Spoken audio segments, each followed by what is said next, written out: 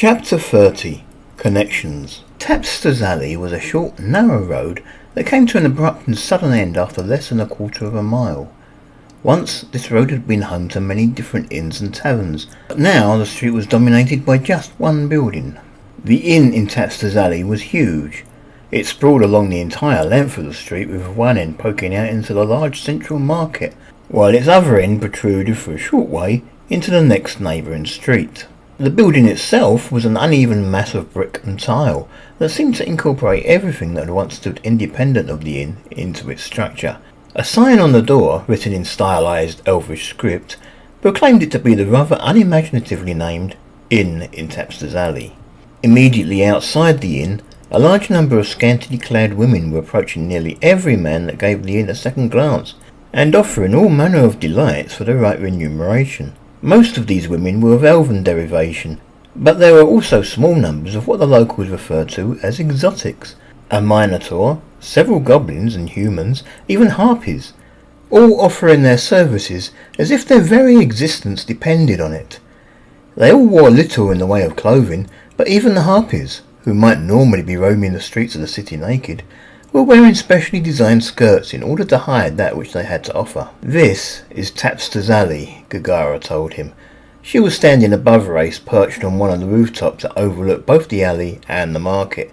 From the expression on her face, Reyes could tell that she wasn't impressed with what those below were offering. "Thank you, sweetheart," Reyes replied. He had obtained a skirt before leaving Harpy Town to help hide his gender. While his wings might still advertise that he was male, the difference was less noticeable when they were folded. "Just come back in one piece," Gaggara told him. Then, looking down into the street again, she added, "And stay away from those hussies." "I will," Reyes returned. He entered the alley and sat down on an overturned barrel where he began to wait for his appointment to show. Despite the skirt, the courtesans did seem to hone into the fact that he was male. Mainly it was the elf women that tried to get some reaction out of him. Perhaps the Harpies knew better. The elves didn't so much seem to be trying to lure him into any sort of business transaction as just want to ask him questions. Mostly they wanted to know things that Reyes found disturbing to even contemplate, such as how virile he was. He stayed quiet. He had promised Gaggara he wouldn't get involved with these women.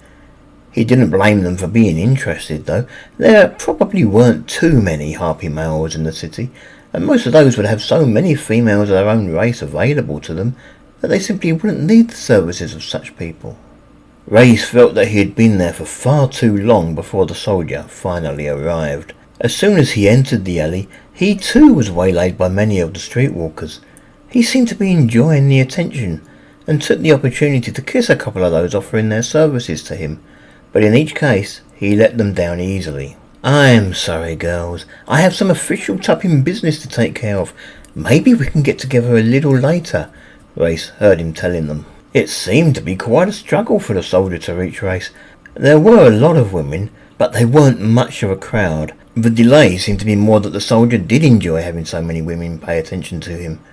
Finally he reached the spot where Reyes sat, and seemed to be scrutinizing him. "What?" Reyes asked. He knew that much, Alistran. "Sorry," the soldier commented, speaking Florish, and apparently paying no mind to those gathered about him. "All you Harpies look alike to me. I just wanted to make sure you were who I thought you were before I spoke." "And am I?" Reyes asked. The soldier grinned, and this time he spoke in Alistran. "We should go in tupping doors. These tupping women won't bother us there." Reyes looked at the soldier blankly. The man had spoken far too quickly, and Reyes had only been able to understand one or two words. Then the soldier turned and headed towards the inn, and it was suddenly clear to Reyes that he was supposed to follow. Reyes had never been in an inn or tavern before. Somehow, though, he doubted that the ones in Floroth could look anything like this. Fair enough, the layout of the barroom was probably quite universal. It was crowded, noisy, and very smoky. Sawdust had been spread all over the floor, and there were tables and chairs everywhere Reyes looked. There were a large number of candles burning from specially designed sconces, giving the place a moody atmosphere. Against one of the walls, a large fireplace, capable of heating the barroom even during the worst of winters, was burning fiercely. There were other features that Reyes was certain he would never see in a Florish tavern, though. Against one of the walls stood a goblin, a slave by the look of his virtually blank expression. He was chained into place so that he couldn't move anything more than his fingers and toes. A group of elves were making bets on how close they could throw their daggers without drawing blood. In the centre of the barroom was a sandpit, where two more goblins, armed with knives no bigger than fruit peelers, were facing off against each other. Again, people were gambling as to the outcome. Reyes stopped for a moment by the sandpit. He hadn't seen many goblins in the city since he had arrived yesterday. What caught his attention was that most of them seemed to be wearing facial tattoos. Both goblins facing off against each other in the pit had tattoos that seemed to cover their left eyes. The tattoo on the one to Reyes' right, though, was a fair size bigger than the tattoo borne by the other. Yagnokan loyalty tattoos, the soldier commented, as he dragged Reyes away from the spectacle. Loyalty tattoos, Reyes remarked, a little doubtful. The soldier explained. You were wondering about the tattoos, weren't you? Yes, Reyes offered. I thought so, the soldier said. The Yagnok are currently in ascendancy among the 1,000 tribes. They require all goblins to have their face tattooed with the Yagnok tribe's symbol. Failure to do so is considered as nothing less than revolution, and is dealt with accordingly. Why does one of them have a larger tattoo than the other? Reyes asked. The one with what appears to be the larger tattoo actually has both the required Yagnok loyalty tattoo and a tattoo showing his loyalty to his own tribe. The other is a member of the Yagnok tribe, and so only wears the one tattoo. Reyes nodded. I see. Which tribe is the other one a member of? Haven't a clue, the soldier said, and he shrugged his shoulders. There are over 1,000 goblin tribes, and I only know the Yagnok tribe symbol because all goblins, at least those not born into slavery, are forced to wear them. The barroom was too crowded and too large for Reyes to see everything that was going on, and the soldier made it clear that he hadn't come for sightseeing either. He led Reyes to a small booth that was already occupied, and promptly sat down next to one of the 3 current occupants, as if he belonged. The elf that the soldier had sat next to turned sharply, and gave the soldier a dirty look. His hand moved instinctively to the small blade that rested at his hip. The other 2 did little more than look nervous. They eyed both the soldier and Reyes, and they seemed to reconsider any idea they might have had to cause trouble. The soldier reached into the breast pocket of his uniform and pulled out a small notepad. He then seemed to be studying what to Reyes was clearly a blank page, although he held it at such an angle that the elf in question wasn't able to see that there was nothing written on it. The soldier made a big play of comparing the supposed notes on the blank page with the aspects of the elf sitting beside him. I think we should go, the elf commented. He then got up and brushed past the soldier. I think that's a good idea, one of the other 2 occupants of the booth commented, and the 2 followed their friend out. Sit down, the soldier instructed Reyes. Make yourself comfortable. Reyes did as he was told. The chair was actually quite uncomfortable. Such chairs weren't made for Harpies to sit on. At first, Reyes tried to sit further forward than he really liked, in order to allow room for both his tail and his wings. This, however, meant his stomach was jammed up against the table. In the end, Reyes had to sit sideways, taking up both seats on his side of the booth. How did you know that would work? Reyes asked. He peered around nervously. Virtually everyone in this inn, perhaps even in the city, has something to be guilty about, the soldier replied. Even you, even I. What if he'd attacked you? Reyes asked. I would have killed him, the soldier replied. His tone suggested that Reyes should have guessed the answer. I have some of the best martial training in the world, and he is little more than street scum and has nothing better to do with his life than drink in taverns. He's an elf, old enough to sign up with the army, living in a city under martial law, and yet, despite the fact that there is a war going on, he's still a civilian. I didn't foresee a problem. What about the eyes? Reyes asked. The spies in the sky? The eyes only operate outside, the soldier explained. Besides, I'm a soldier. I'm allowed to kill civilians if the occasion demands it. Reyes wondered if they were going to be getting any drinks. The 3 previous occupants of the booth had left their drinks behind, but somehow Reyes didn't fancy helping himself to any of that. I take it you are Reyes, the soldier commented redundantly. Reyes nodded. And you are Jorvis. How did you find me so quickly? Barden told me about you last night. I have to admit to being a little sceptical. I thought at first that you were just another of Barden's people, and you were using one of Mangloss's amulets to make yourself look like a harpy. Then I got the full story. You are a harpy, a for real, actual harpy. It was a shock to me too, Reyes admitted. So, this morning I came looking for you, Jorvis explained. I thought we should get to know each other a little better, especially if I'm going to be your connection with... Seriously, you're a real harpy, and they trust you just like a member of the family. I'm surprised you're so shocked. I would have thought that harpies were a common sight in this city, Reyes claimed. They are, Jorvis agreed, but none of them have any allegiance to the kingdom of Floroth. How did you know where to find me? Reyes asked. Where else would a harpy go? Jorvis replied simply. Up until yesterday I was aware of no males in the city that weren't part of a village. Therefore, any male I found in that particular part of Harpy Town would have to be you. If you hadn't been there today, I have no doubt you would have found your way there in the next day or two, unless someone killed you first, which I'm afraid for a male of your species was more than likely. Reyes nodded his agreement at the logic. I'll admit, I had doubts when I saw you already had a girlfriend. Jorvis pointed at some of the bite marks on Reyes's body. You work fast, Reyes. Actually, I would say she worked fast, Reyes replied with a grin. Isn't that the way of things? Jorvis agreed. Then his tone changed slightly. There are a few things I should tell you first. Reports from your home. Your sister and her husband-to-be have left the castle and are headed for First Town to begin their courtship. They are hoping to marry in about a year's time. Jenny was hopeful that you would be at the wedding. Somehow that seems doubtful, Reyes commented sadly. We have a year, Jorvis commented. Perhaps we can sort something out. I'd love to be there when my sister gets married, Reyes agreed dolefully.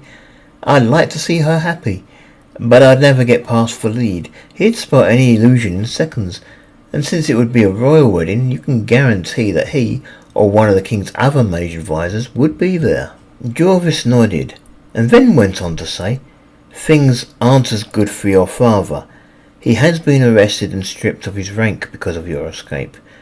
He has also been taken to the capital. He's going to be under virtual house arrest until your sister's wedding, at which time the king might still carry out his threat and execute your father. Jorvis held up a hand to stop Reyes from interrupting and added, although it seems more likely that your father will actually be released at that time. All this is my fault, Reyes muttered sadly. Don't talk like that. Your sister obviously thinks a great deal of you, and clearly your father was willing to sacrifice himself so you could get away. Your family loves you. They miss you. If they could have you back, they would welcome you with open arms. That's nice, Reyes agreed. I wish I could return. I don't like this city. Even the harpies here scare me. That's understandable, Jorvis commented, and then he pointed at the bite marks again, though it seems clear to me that they don't scare you that much. There are a couple I feel I get along with, Reyes agreed, but even my new girlfriend has made a few comments that suggest a totally different way of thinking. I know the sort of thing you mean, Jorvis commented. There's a kind of selfish attitude that virtually everyone in the city seems to have. Your girlfriend, for example, probably wants to be with you because she thinks you'll be good for her future. It's not that exactly, Reyes commented. It's more along the lines of promising my services to others and wanting to go and watch people fight in the arena. It's the way some of them are, Jorvis told him. It's a part of who she is. If you love her, you'll forgive her such foibles. Remember, it's the leader in a village who decides which female gets sent to the male. It's rarely the male's choice. I expect she's just thinking of herself as your leader. But trying to get me to sleep with others? Reyes trailed off. What's wrong with that? Jorvis asked. Most men I know would love to have a partner who was so understanding. Reyes decided not to try and explain the problem he had with it. He just sat there and looked around the rest of the inn. It worried him that they were conversing in Florish, in a place where anyone could easily overhear them. Anyway, Jorvis said, your sister asked me to make sure that you're all right. I think she'll be happy when she finds out you've got a girlfriend. You're not going to tell her, Reyes protested. Why not? Jorvis replied. She'd be overjoyed that you're fitting in. Although, to be honest, with Bard at the castle and Jenny at the capital, it might take quite a while before we hear anything back from her. Reyes was about to protest again, but then he stopped. He was effectively alone in a potentially hostile country. Surely it couldn't matter if his family found out what he'd been up to, and besides, he needed allies here. Anyway, Jorvis remarked, as you've only just arrived last night, let me give you a few words of advice. Firstly, don't join any regiment. Reyes almost choked, and if he had had a drink, Jorvis would have gotten soaked. Why would I join a regiment? The city is under martial law, so you might think that as a soldier you can get away with a lot more than any ordinary citizen.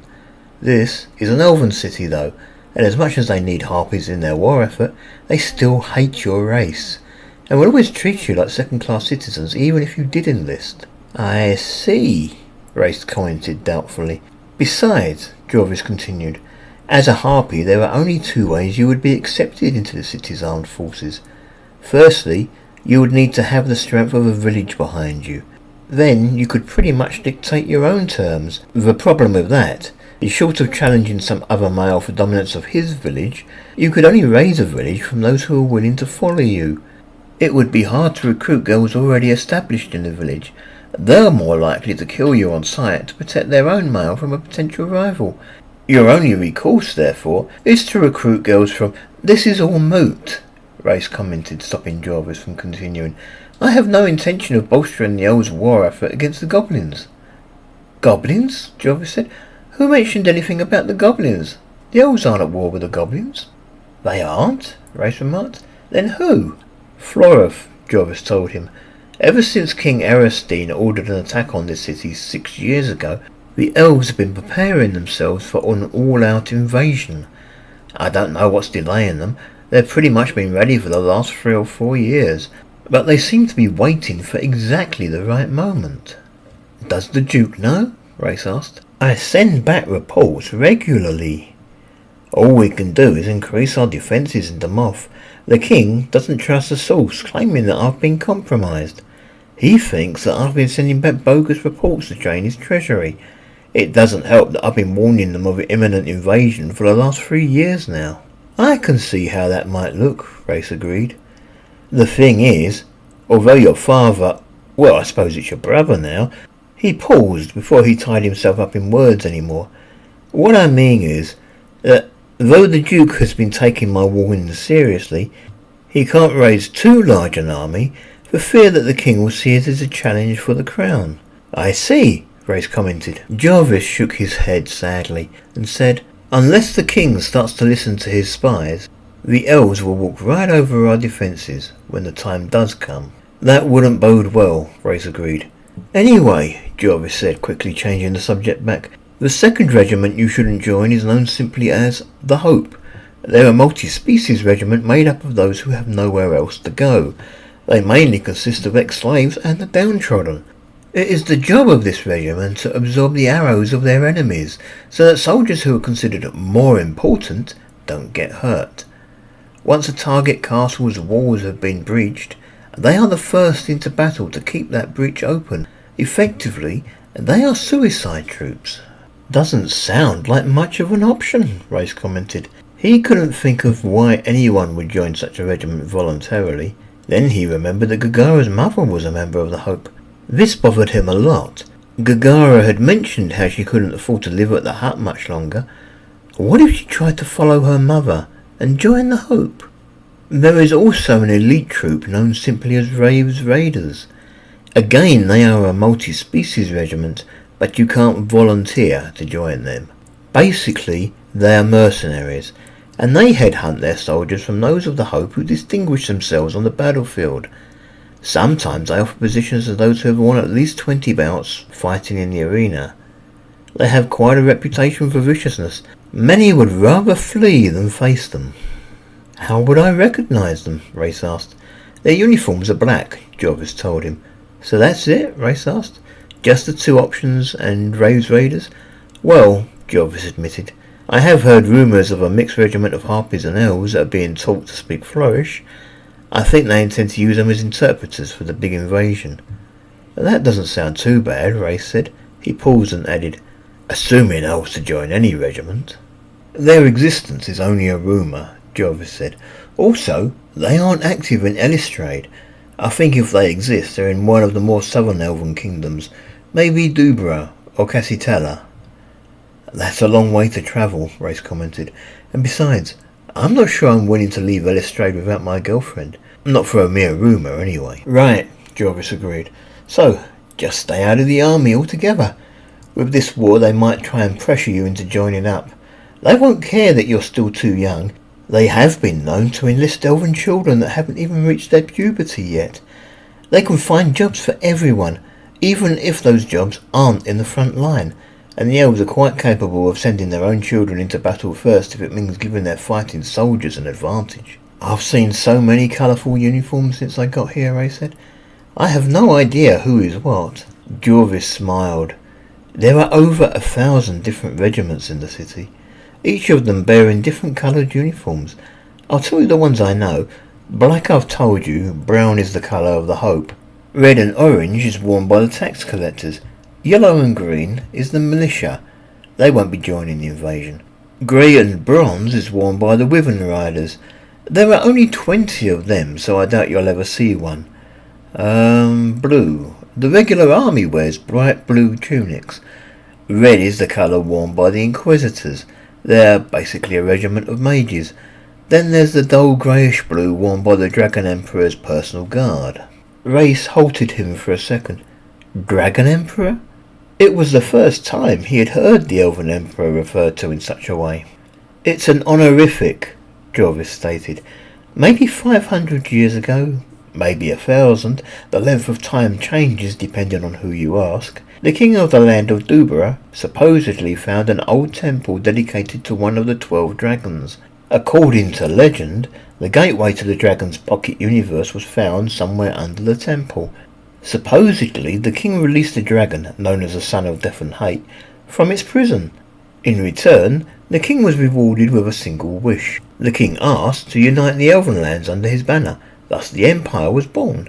The king of Dubra became the first emperor and adopted the title Dragon Emperor in honour of his benefactor. The title has since passed down through his family line to the waste of space that currently occupies the throne. So, somewhere out there a dragon is loose in the world? Reyes asked. Jorvis shrugged. It's just a legend. Hang around in the city long enough, and I'm sure you'll pick up all sorts of strange stories from the different cultures that live here.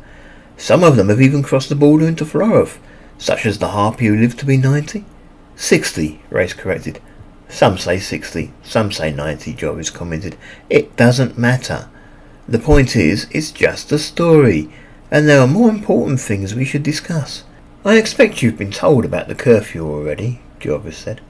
Reyes nodded his agreement. Good. Now, this is important. Don't accept food or drink from an elf, ever. As a harpy or an actual hunter. Catch your own, Jorvis said. I heard. The food is enchanted or something, Reyes confirmed. It's a strange type of enchantment, Jorvis said. The mere act of paying for a meal somehow breaks any enchantment the food might have had. It's only when food or drink is free that you have to be careful. So long as I pay, Reyes said. There is still danger, Jorvis told him. What is the value of food?